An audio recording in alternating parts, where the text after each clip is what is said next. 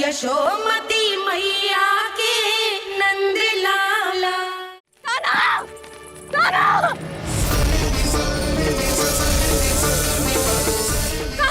यशोदा, यशोदा रुको। छोड़ दो मुझे, छोड़ दो मुझे। जीजी संभालो, बावली हो गई है। जीजी संभालो। देखो अब कैसे तुम्हारे अस्थियों को तोड़कर छोटे छोटे टुकड़ों में बदल दूंगा मैं।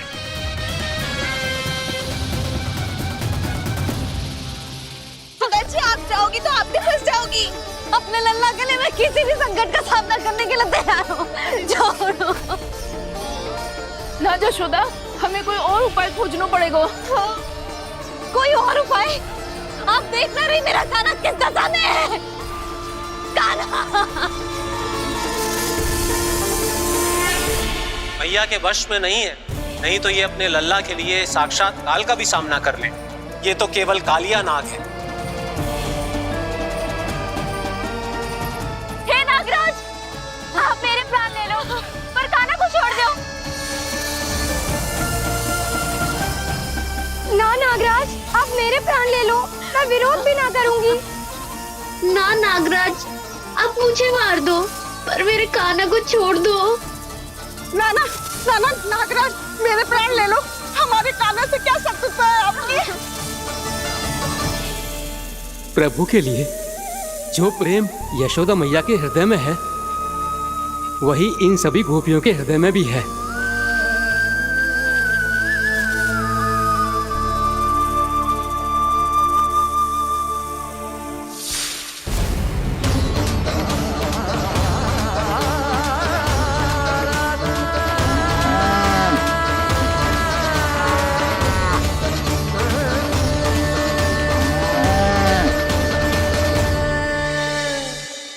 यशोदा, यशोदा,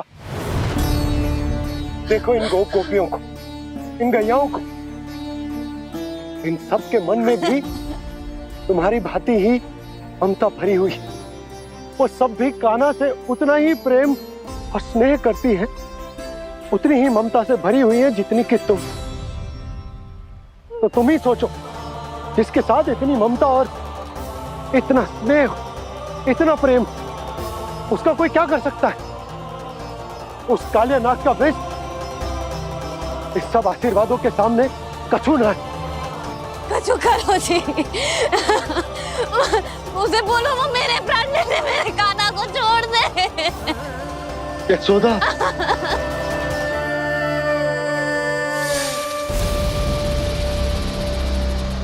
केवल इन्हीं में नहीं देवराज, नाग पत्नियों के हृदय में भी ममता का वही प्रेम उमड़ रहा है। देखिए। मैं आपके हाथ जोड़ती हूँ स्वामी, इस बालक को छोड़ दीजिए। ये अवश्य ही कोई दिव्य आत्मा है स्वामी।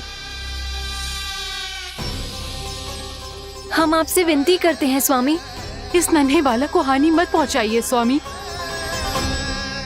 मेरी पत्नियां मेरे ही शत्रु के लिए विनती कर रही हैं। अब यदि इसके पक्ष में एक शब्द भी कहा तुम सबने, तो मैं इस बालक से पहले तुम सबके प्राण ले लूंगा। हो रहा प्रसन्न नाग कालिया, विजय को निश्चित जान। रोते बिलखते व्याकुल सब, संकट में देख कान्हा के प्राण।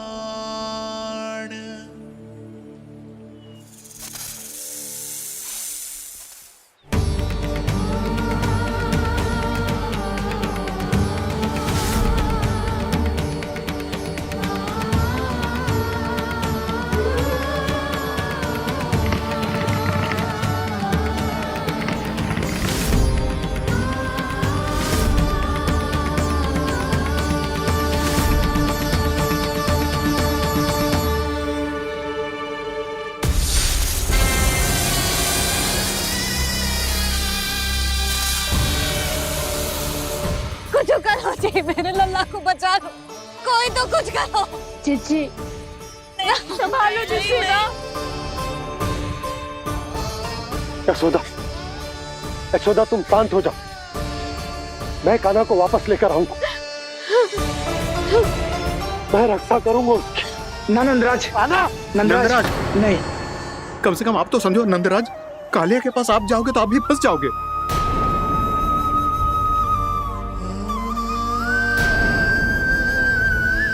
बलराम, तेरा भाई इतनी भीषण संकट में है और तुझे जरा भी दुख ना हो रहा?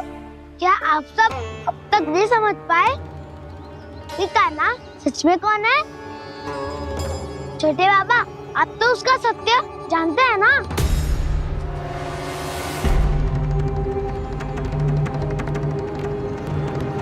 मानता हूँ कि आप सब कान्हा के रहस्य के बारे में नहीं जानते, पर क्या उसके जन्म से आज तक घटी एक से बढ़कर एक विचित्र घटनाओं को भी भूल गए हैं आप सब? भूल गए हैं कि कैसी पूतना जैसी राक्षसी उसका कुछ बिगाड़ नहीं पाई, कैसे तरनावती जैसा भयानक राक्षस उसे एक खरोच भी नहीं दे पाया था।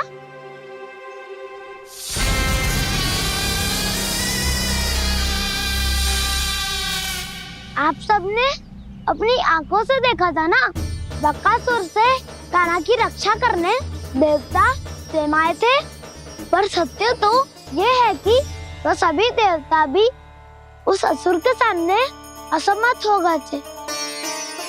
तब कान्हा ने बहुत ही आसानी से उस भयंकर असुर का वध किया था, एक ही बार में धराशायी कर दिया था उसे। तो आप सभी सोचिए, बार बार ऐसे असाधारण कार्य करने वाला बालक साधारण कैसे हो सकता है? अब तो आरंभ से ही सारा सत्य जानते हैं छोटे बाबा। रहस्य छुपाने में सदैव कान्हा की सहायता करते आए हैं आप, और आज आप स्वयं ही उसके सत्य को भूल रहे हैं। और तुम सब भी तो जानते हो कान्हा की शक्तियों के बारे में, तो क्या तनिक भी विश्वास न आया अपने सखा पे? बलराम, जे तू क्या कह रहा है? मैंने जो कहा उसका एक एक शब्द सत्य है छोटी माँ। यदि प्रभु की इच्छा हुई तभी कुछ ही क्षणों में सब कुछ अपनी आंखों से स्वयं अनुभव कर लेंगे आप।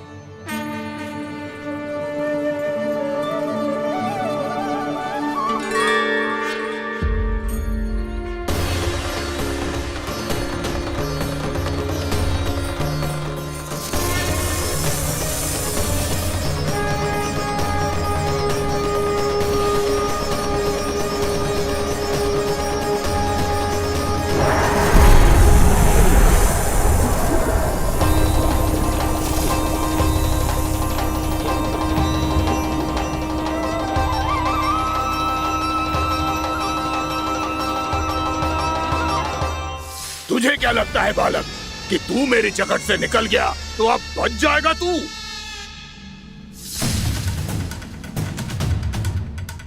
मेरे विष से अपनी प्राण रक्षा करने में सफल रहा, मेरी जकड़ से भी छूट गया, पर मेरे दंश से नहीं बच पाएगा।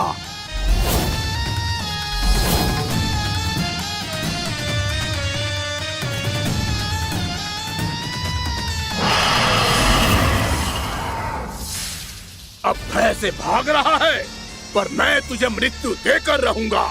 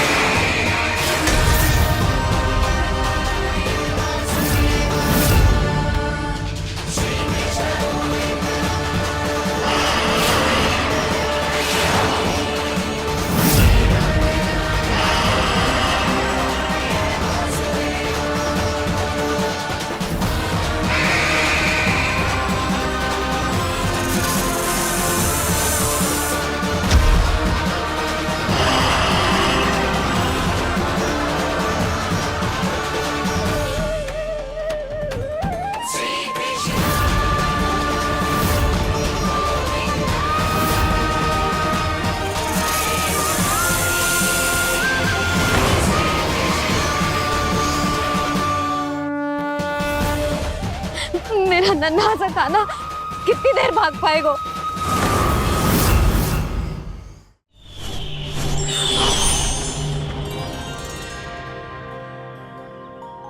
श्री नारायण के वाहन पक्षीराज गरुड़, मैं संपूर्ण सर्प जाति की ओर से आपसे एक निवेदन करने आया हूँ।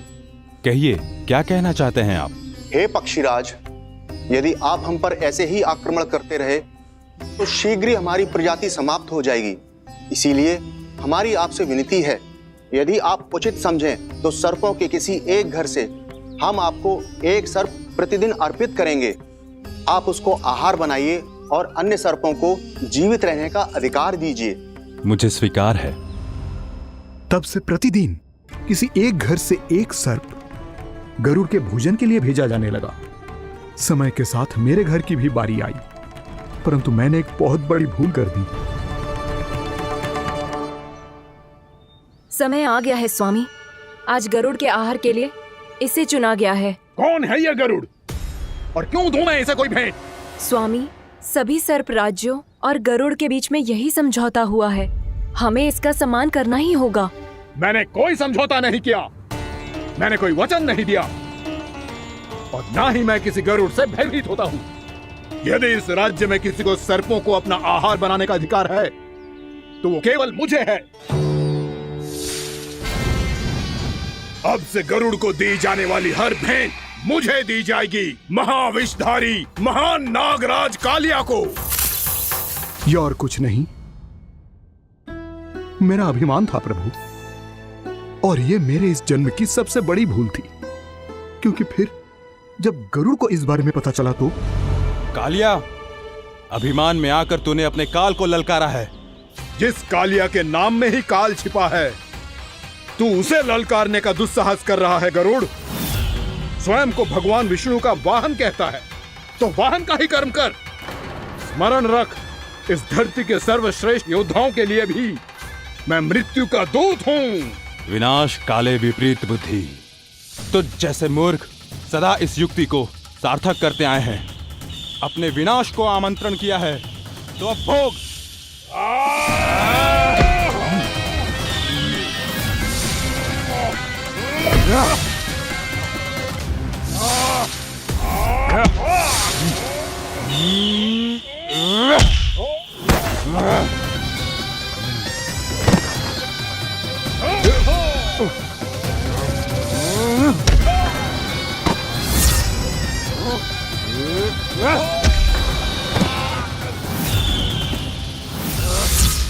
जिसने मेरा भोजन चुराने की धृष्टता की है वो इसी योग्य है।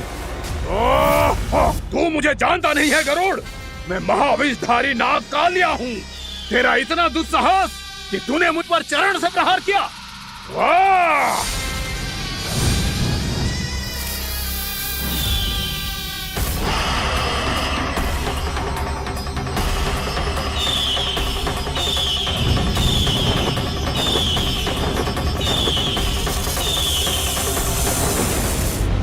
मैं अपने अभिमान में भूल गया था कि गरुड़ मुझसे कहीं अधिक शक्तिशाली है।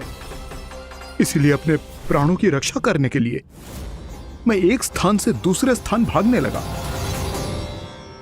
नदियां, पर्वत, यहां तक कि मैंने सागर भी लांघ डाला, पर मैं जहां भी जाता गरुड़ के रूप में मेरा काल वहीं आ जाता। इसीलिए मृत्यु की आशंका से भयभीत होकर मैं अपने बड़े भाई मां कद्रू के प्रथम पुत्र अनंत शेषनाग से राय लेने चला गया। भैया, मैं यहां आपसे आपकी सहायता लेने आया हूं। मेरी एक छोटी सी भूल के कारण यह गरुड़ मेरा पीछा कर रहा है, मुझे हर समय हर स्थान पे ढूंढते रहता है। यदि उसने मुझे ढूंढ लिया तो वो निश्चित ही मेरे प्राण ले लेगा। मुझे कोई ऐसा स्थान बताइए जहां मैं अपनी पत्नी और अपनी संतानों के साथ शांति से रह सकूं। तुम यमुना नदी के किनारे वृंदावन क्षेत्र में जाके वास करो कालिया। गरुड़ वहां प्रवेश नहीं कर सकता क्योंकि उसे ऋषि सोबरी का श्राप मिला हुआ है।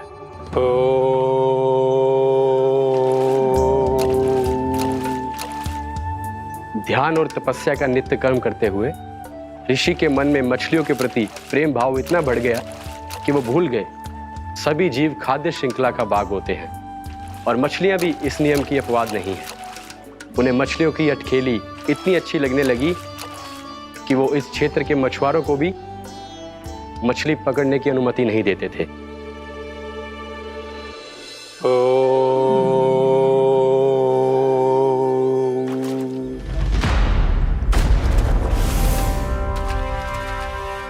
उस दिन वो उस पक्षी को नहीं रोक पाए, पर तब से सावधान रहने लगे। यहां तक कि अपने साधना से भी अधिक ध्यान वो पक्षियों पर केंद्रित करने लगे। ठहरो! इसी क्षण अपने हाथ में पकड़ी इस मछली को छोड़ दो।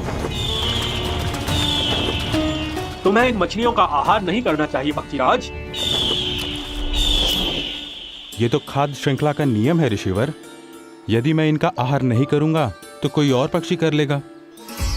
मैं अपने आनंद या प्रतिशोध के लिए इनके प्राण नहीं ले रहा। ये तो बस मेरा भोजन है। पर यह मेरा तपस्या स्थल है। तुम यहाँ शिकार करके मेरी साधना में विघ्न नहीं डाल सकते पक्षीराज। यदि आपकी यही इच्छा है तो मैं आज के बाद यहाँ नहीं आऊंगा।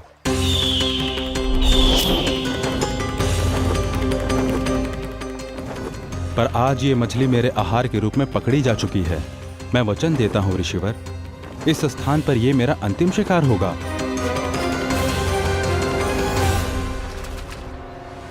आज के बाद यदि तुमने वृंदावन की निकट उड़ान भी भरी तो तुम सैकड़ों टुकड़ों में फटकर मारे जाओगे पक्षीराज। ये मेरा श्राप है।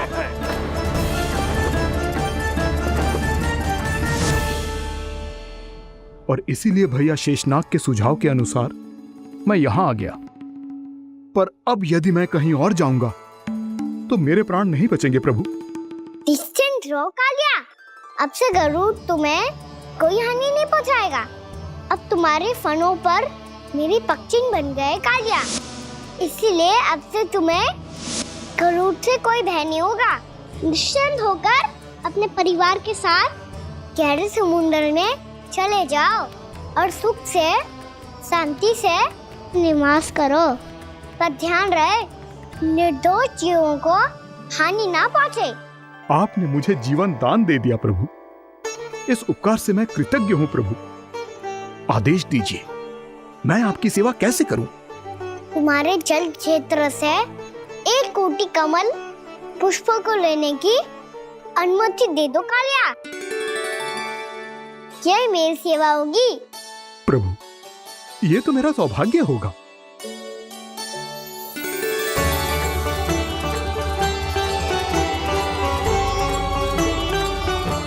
एक कोटि के स्थान पर हम 3 कोटि कमल पुष्प ले आए प्रभु। मैं तुम्हारी सेवा भाव से प्रसन्न हुआ कालिया। रमनाक द्वीप पर चले जाओ ताकि तुम्हारे कारण फिर कभी किसी निर्दोष जीव को हानि ना पहुंचे और न ही तुम्हारा विष मेरे प्रिय यमुना नदी के जल को दूषित कर पाए। मैं तुम्हें आशीर्वाद देता हूँ। आज यहाँ मेरे द्वारा तुम्हें दिए गए इस आदेश का स्मरण जो भी भक्त करेगा और प्रातः काल और संध्या काल में इसका उच्चारण करेगा, उसे फिर कभी किसी संकट से कोई भय नहीं होगा। ये स्थान अब से काला कुंड के नाम से जाना जाएगा। यहाँ पर स्नान करने वाला और देवताओं को इस क्षेत्र से जल का अर्घ्य देकर प्रसन्न करने वाला भक्त यदि मेरा स्मरण करके पास रखेगा तो वो अपने सभी पापों से शीघ्र ही मुक्त हो जाएगा।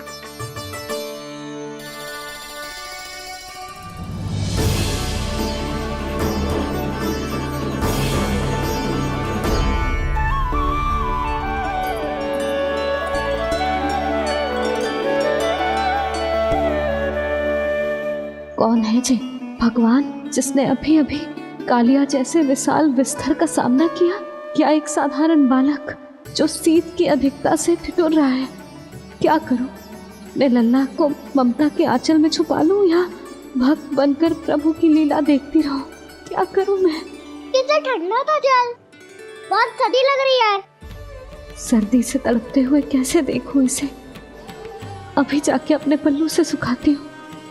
हृदय से लगा के स्नेह की आंच दूंगी तो सर्दी पल भर में छूमंतर हो जाएगी। For more updates, subscribe to our channel, click the show links and enjoy watching the videos.